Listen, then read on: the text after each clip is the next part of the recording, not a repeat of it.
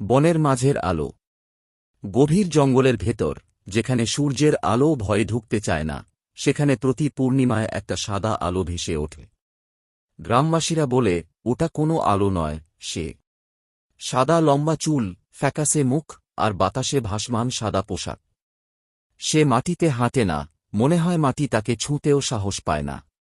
অনেক বছর আগে এই জঙ্গলের মাঝেই এক তরুণী হারিয়ে গিয়েছিল। সে নাকি প্রতিদিন সন্ধ্যায় জঙ্গলের পথ ধরে বাড়ি ফিরত। একদিন আর ফেরেনি। খোঁজও মেলেনি, লাশও না।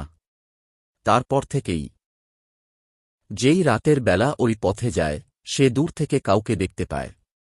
কাছে গেলে ঠান্ডা হাওয়া বইতে থাকে, গাছের পাতাগুলো নিঃশব্দে কাঁপে।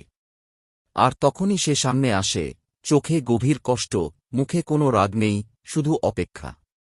লোকজন বলে, সে কাউকে ক্ষতি করে না, শুধু প্রশ্ন করে একটাই, আমার বাড়ির পথটা এখনো কি আছে?